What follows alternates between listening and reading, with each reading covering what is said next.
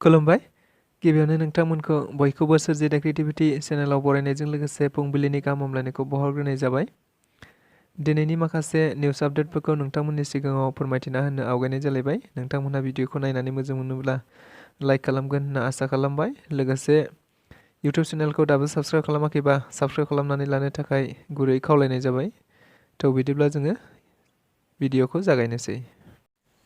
गिबियावनो दं गोजोनथाव खौरां हादरनि सोनाब बेंगल रायजोनि सुभाष चन्द्र इन्डर स्टेडियामाव थांनाय 28 आरो 29 डिसेम्बर 2022 इं अक्ट'खालि साननैनि हाबाफारिजों खुंजानाय 20थि अल इन्डिया इन्टार स्कुल आरो सिनियर काराटे चेम्पियनशिप फेडारेशन काप 2022 आव बडलेण्डनि चिरां जिल्लानिफ्राय सन्जिता ब्रह्म आरो बेन्जामिन ब्रह्म सानैबो सनानि मेडेल देरहानो हानानै ओनसोलाव जोबोद रंजाखांनाय लाबोनो हादों। मख'जाथावदि बे बाथ्राखौ मिथिहोदों बिथांमोननिनो कच बिरदाव ब्रह्म बिथाङा। सराइबिलाव 50 बोसोर बैसोनि सासे सुबुङा मैदेरजों गाजानानै जोखोम। जाथाया जादों गसाइगाव महकुमानि सिङाव थानाय सराइबिलनि अरसिगुरि गामिनि चरण नार्जारी बिथाङा मैया गावनि न'नि साखाथियाव थानाय मोनसे हाग्रायाव बन लायनो होनना थांदोंमोन। बेयाव हरखाब बबेनिफ्रायबा हाग्रानि मैदेरा हरखाब फैना चरण नार्जारीया खारनो हास्लाबैयाव मैदेरजों गाजायो। जेराव चरण नार्जारीखौ सराइबिल मडेल हस्पिटालाव थिसनदोंमोनब्लाबो बिथाङा गोब्राब हालोदाव थानायलाय उनाव क'क्राझार सिभिल हस्पिटालसिम दैथायहरनाय जायो। मख'जाथावदि बे गामियाव मैदेरा सम सम फैबाय थायो होनना मिथि मोनदों, नाथाय बे बाथ्राखौ साखाथियाव थानाय फरेस्ट बिफाननो फोरमायनाय जायोब्लाबो जेबो खेरखेराया होनना चरण नार्जारीनि फिसाजो खौरांगिरिफोरनि सिगाङाव बुंथिना होयो। लोगोसे बिफाखौ फाहामनायनि थाखाय अनसुंथाइ मोननो थाखायबो सरकारनिसिम हास्थायो। NLFB आफादनिफ्राय मोनसे प्रेस रिलिज। दा बावैसो आसामाव जाबाय थानाय लकसभा बियाबखौ दाफामनायनि थाखाय जेरैबायदि बाथ्राफोरा गोसारबाय थानाय बादिनो एबा बिटिआर ओनसोलाव थानाय गंसेल' ST रिजार्भेशन लकसभा सिटखौ जेनेरेल खालामनो नागिरनाय बाथ्राया, बे जाथायखौ लानानै बर'नि बायदि माहारियारि आफाद जेरै एबसु, बनसु आरो गोबां सुबुंफोरा गोजोननाय गैयै एबा क'क्राझार सिटखौ जेनेरेल खालामनो मोना होनना दाबि दैखांनाय बायदिनो मैया बर'नि मोनसे आरो हाथियार लाग्रा हान्जा, जाय आथिखालाव सिजफायारआव थानाय हाथियारजों सोमावसारग्रा NLFB आफादाबो गावसोरनि प्रेस रिलिजनि गेजेरजों बेखौनो बुंथिदों दि क'क्राझार लकसभा सिटआ ST रिजार्भेशनैनो थानांगौ। लोगोसे आरो गोदानै दानो लानाय उदालगुरि लकसभा सिटखौबो ST रिजार्भेशन खालामनो थाखाय मिरु सरकार, आसाम सरकार आरो भारतनि राजखान्थियारि आय'गनिसिम दाबि खालामो होनना प्रेस रिलिजनि गेजेरजों मिथिहोदों। आसामनि जेखि जाया खोथायावनो आमसु आरो AIUDFआ बाथ्रा दाबुं होनना आसामनि गिबि मन्थ्रि डक्टर हिमन्त बिश्व शर्माआ बुंदों। आथिखालाव आसामाव जिल्ला बोखांफिनना लानाय जाथाया गासै रायजो नाङैनो मोनसे सावरायजानाय आयदा जानानै फैदों। मख'जाथावदि बेबायदि खालामनायनि गुबै थांखियानो जादों आथिखालाव आसामाव लकसभा बियाबखौ दाफामफिननो नागिरनायावनो गोदानै सोरजिजानाय मोनब्रै जिल्लाखौ गोजाम जिल्लाजोंनो दाजाबफिननाय जादों।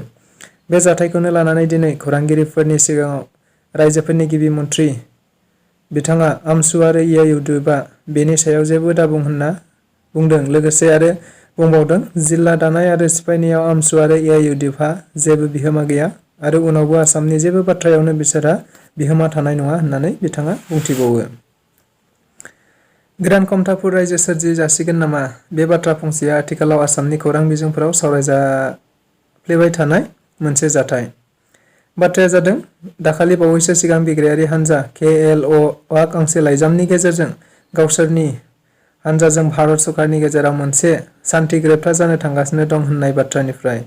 मख'जाथावदि बे लाइजामखौ बिथा खालामनानैनो गोबां खौरां बिजोंफोराव फोसावनाय बायदिब्ला 22 जानुवारिनि सिगांनो कमतापुर रायजोआ सोरजिजागोन नामा आरो सोरजि जायोब्ला आसामनि बबे बबे जिल्लाया हाबगोन आरो सिमाया बोरै जागोन, गोबां सुबुंफोरनि गोसोआव बायदि सोंलुआ सिखांबाय थादों होननानै मिथिनो मोन्दों। आथिखालाव आसामाव सन्टष ट्रफीनि ग्रुप 3 गेलेनाया सोलिगासिनो दं। बेबायदियैनो दिनै आसामनि हान्जाया ब्रैथि गेलेनायखौ तामिलनाडुनि हेंथायै गेलेनायाव आसामा तामिलनाडुखौ 5-1 गलनि फारागथियाव फेजेननो हायो होननानै मिथिनो मोन्दों।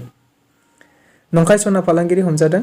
खौरां मोननाय बायदिब्ला थांनाय 2 जानुवारि खालि गुबुन रायजोनिफ्राय आसामाव गावसोरखौनो सना फालांगिरि बुंना लानाय दायनिगिरिफोरखौ नगाव पुलिसआ रायजो राजाफोरनि मददजों हमनो हायो। मख'जाथावदि बे दायजों लोब्बा थानाय 3 दायनिगिरिफोरखौ हमनो हायो आरो मिथिनाय बायदिब्ला बे 3खौबो मध्य प्रदेशनि होनना सिनायथिनो हादों। बिसोरनि मुङा फारियै निखिल सिंह, अभिनव रबार्ट आरो शिबन मिश्रा। लोगोसे बे हमजानाय दायनिगिरिफोरनिफ्राय फारियै गंसे एयारगान आरो गंसे टय गान बोखांनो हादों होनना खौराङाव मिथिनो मोननाय जादों।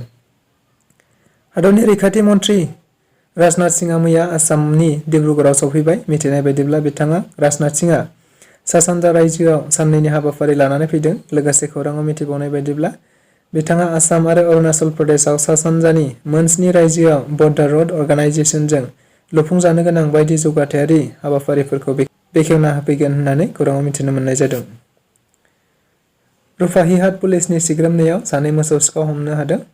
रायजोआव आथिखालाव मोसौ हमनाय हाबायाबो सोलिबाय थानाय समावनो आरोबाव मैया रुपाहिहाट पुलिसनि सिग्रोमनायाव गंसे टाटा मेजिक ट्राकजों मा 5 मोसौफोरखौ लानानै थांबाय थानाय 2 फारियै मोहम्मद सैफुल इस्लाम आरो मुजिबुर हक मुंनि सिखावखौ हमनो हायो होनना खौराङाव मिथिनो मोननाय जादों। बेजों लोगोसे दिनैनि रादाबा बेखिनियानो। गोजोन्थों।